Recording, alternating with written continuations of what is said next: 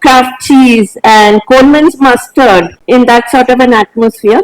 So our lives were totally influenced by British culture, you could say, in KGF. So once the company closed in 1956, company didn't close, the government took over. The mines were nationalized after 150 years.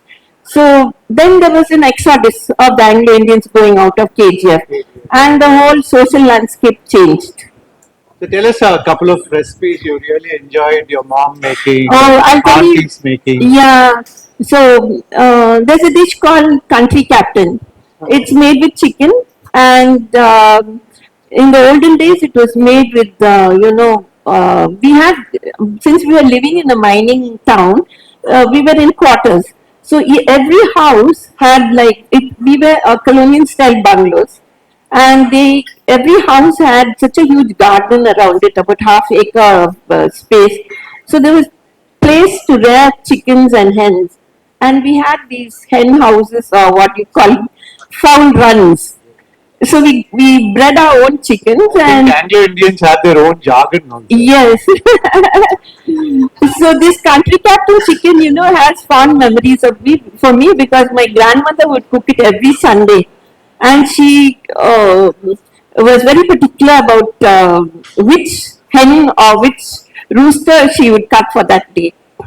And then she also had a special dish made with homemade wine. Is something like your coquevin in France, but we used to call it rooster and wine. I hope those roosters didn't have names. So today I'm going to kill George.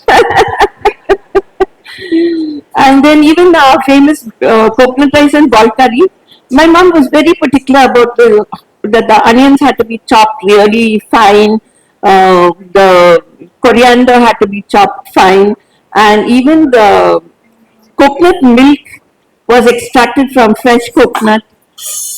So, all this, and even the mince was made at home. Every Anglo-Indian family had their own mincing machine on the table. We had a kitchen table. One side we had the coconut scraper, and one side was the mincing machine. I think the Indians never used minced chicken or minced meat earlier. So the meat would be brought fresh from the butcher, and we'd help to grind the meat. It used to come out in long swirls, and that was quite entertaining for us as children. So keema was a legacy of the British. Yes. No, keema is legacy of the Dutch. Dutch, okay. The Dutch brought in forced meat.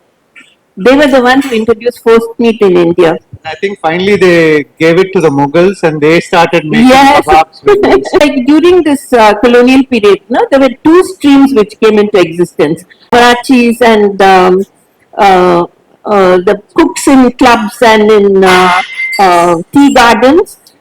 They innovated and brought out recipes like you could say jalfrezi and other things. A dish that was recycled the next day, or the previous day's roast was recycled the next day, made into a sort of a fry. And in South India, we called it a devil fry. In Calcutta, it was jalfrezi. Chemists asked them to recreate this. And it didn't get the taste. 1 or 2 bay leaves and a few cinnamon, some cloves and cardamom. Out a nice aroma. We'll put the rice in and just give it a stir, and then measure the coconut milk, and then we just let it simmer. So it's called saffron coconut rice. In the olden days, we didn't have saffron strands. Turmeric, my grandmother, my mother never said turmeric, it was always saffron because of the color.